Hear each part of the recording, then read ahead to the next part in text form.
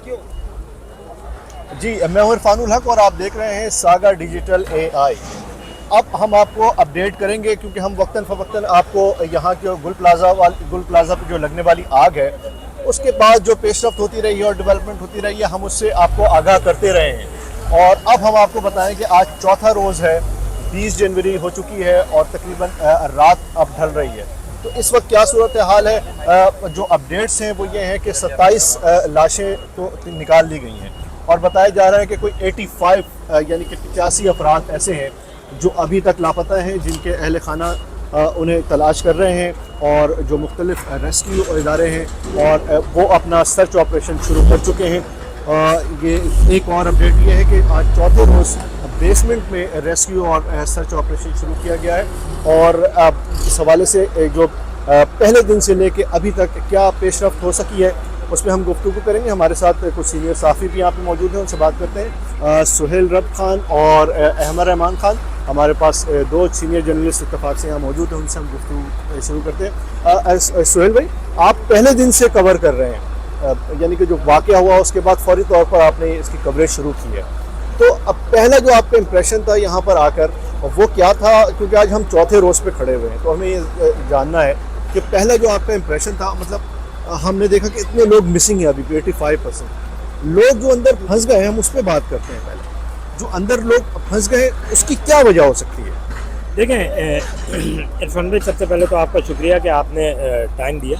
इसमें ये हफ्ते की रात गुल प्लाजा में कोई 10:26 रात में जो है ये इमरजेंसी कॉल आती है फायर ब्रिगेड को कि इस तरीके से आग लग गई है। अच्छा, अब जो आपका सवाल है कि आग में लोग फंसे कैसे और क्या है क्या नहीं है, तो गुल प्लाजा की मार्केट की हफ्ते का रोज़ था। अमूमन मार्केट जो है वो 10 बजे बंद हो जाती है क्योंकि वो वीकेंड था, तो उसमें जो है वो 11 साढ़े 11 बजे तक मार्केट बंद होती है। लेकिन यहाँ पे जो अहम चीज़ें हमने जब रिपोर्टिंग करते हुए जब यहाँ पे हमने देखी कि कितने लोग 85 के करीब जो फंसे हैं वो स्ट्रैंडेड हैं, वो यूँ हैं इस वजह से हैं कि 10 बजे मार्केट का एक रूल है कि इसके 26 एंट्री और एग्जिट पॉइंट है, जिनमें से 24 बंद हो जाते हैं। वो 10 बजे 24 बंद हो गए थे। 10:26 पे आग लगी, उस वक्त सिर्फ 2 एंट्री और एग्जिट पॉइंट थे जो खुले हुए थे। अच्छा, अब यहाँ पे लोग फंसे क्यों?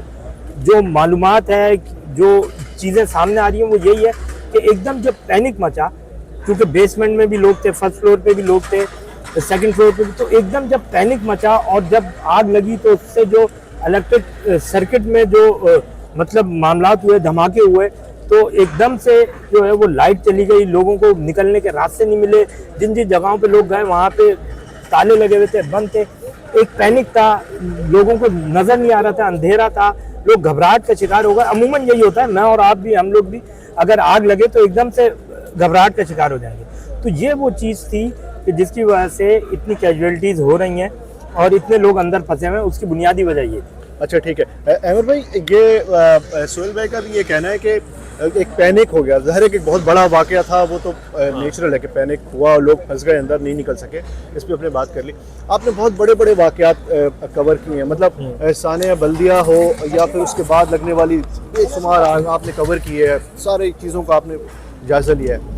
आज हम जब इस गुल प्लाजा पे खड़े हुए हैं, इसको भी आपने पहले दिन से कवर किया है, क्या आप बता सकते हैं कि जो रेस्क्यू का ऑपरेशन शुरू हुआ है या फिर अब जो सर्च ऑपरेशन शुरू हुआ है, ये जो इसका आगाज़ था, मतलब आग बुझाने से लेकर आज तक जो कार्रवाई हो रही है यहाँ पे, वो बिल्कुल SOPs के मुताबिक हो रही है? मतलब इसी तरह ये कार्रवाई होनी थी या इसमें कहीं खामियां हैं? SOPs का तो ख्याल मेरे ख्याल से मॉल इंतजामिया की जानिब से ही नहीं रखा गया कि अगर फायर एग्जिट्स होते प्रॉपर या फिर फायर एक्सटिंग्विशर हर दुकान के या हर दुकान के बाहर नहीं, कम से कम 5 से 6 दुकानों के बाद एक सिलेंडर लगा हुआ आता, तो मेरे ख्याल से ये सूरत हाल नहीं होती। तो SOPs तो वहीं से जो है वो शुरू हो जाते हैं कि जी वो सही नहीं थे।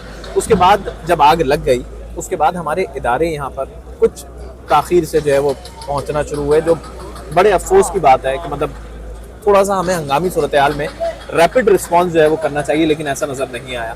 फिर इस आग को हमने देखा कि थोड़ी मुख्तलिफ दिखाई दी। मतलब हमने बल्दिया टाउन फैक्ट्री भी कवर किया, RJ मॉल जो अब से कुछ अर्से पहले ही आग लगी थी, मिलेनियम मॉल की आग भी हमने कवर की। ये थोड़ी सी मुख्तलिफ इस सेंस में थी कि हमने देखा कि इसमें बहुत जल्दी शिद्दत आ गई, बहुत जल्दी से ये आग एक जगह से दूसरी जगह ट्रैवल करती हुई मुख्तलिफ दुकानों तक फैल गई। तो उसमें फायर रिस्पांस, एक तो पानी का ख़त्म हो जाना जो कि होता है, जाहिर सी बात है, फायर ब्रिगेड की जो फायर टेंडर आता है उसमें एक लिमिटेड अमाउंट में पानी होता है, तो बैकअप अगर जो है वो उनको प्रोवाइड किया जा रहा होता फौरी तौर पर तो शायद जल्दी जो है वो काबू कर लिया जाता आग को। लेकिन चलें, उस रिस्पांस में हम स्लो थे। फिर उसके बाद जो है वो आग जब पूरी तरह से फैल गई तो सर्च एंड रेस्क्यू ऑपरेशन जो अब भी जारी है वो उसमें भी हमें काफ़ी सुस्ती दिखाई दे रही है। उसकी वजह यही है कि जी अगर एंट्री एग्जिट पॉइंट्स जो है वो होते तो शायद रेस्क्यू के इदारे जो है वो अच्छा काम कर पाते, उनको भी कोई एंट्री पॉइंट ऐसे नहीं मिली। फिर बदनसीबी ये हुई कि ये बिल्डिंग एक तरफ से कोलैप्स कर गई है, तो अब जब कोलैप्स कर गई तो अब सिचुएशन बिल्कुल डिफरेंट हो गई है।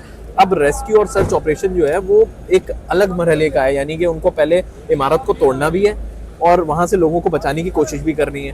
तो ये सारी चीज़ें हैं, फिर उनको अपनी सेफ्टी का भी ख्याल रखना है। वैसे ही एक फाइटर जो है फुरकान नाज़ोबाद फायर ब्रिगेड का और रिहायशी था, वो भी इस वाक़े में शहीद हुआ है। तो ये बड़ा सानिया है और इन चीज़ों से हमें सीखना चाहिए कि इस तरह के वाक़यात से हम कैसे निपटें। कम अज़ कम फायर ब्रिगेड के जो फायर फाइटर्स हैं उनकी ट्रेनिंग मुसलसल होती रहे तो भी बहुत अच्छा होगा। ठीक है, बहुत शुक्रिया। यही बात है जो हम अब तक जिस नतीजे पर पहुँचे हैं। देखें, आग लगने की वजूहात पर जाहिर है कि उसकी तहकीक होगी, उसकी पूरी इन्वेस्टिगेशन होगी, कमेटियाँ बनेंगी, उसकी रिपोर्ट्स आती रहेंगी। मगर हमें इन सानहात से और हादसात से कम से कम ये ज़रूर सीखना चाहिए कि इन वाक़यात से बचा कैसे जा सकता है। तो हम उसका जायज़ा इसलिए लेते हैं कि अभी हमें अंदाज़ा हुआ कि जो इब्तदाई तौर पर आग फैली है, शायद यहाँ पर अपने कुछ इंतज़ामात भी मार्केट की सतह पर होते तो इब्तदाई तौर पर उसको कवर किया जा सकता था। तो अब जो रेस्क्यू और सर्च ऑपरेशन जैसे जैसे आगे बढ़ेगा, हम मज़ीद उसकी अपडेट्स भी आपको देते रहेंगे और इसमें जो गलतियाँ, अगर कोताहियाँ कहीं की किसी इदारे की है या फिर मार्केट की है, तो उसका भी जायज़ा लेते रहेंगे।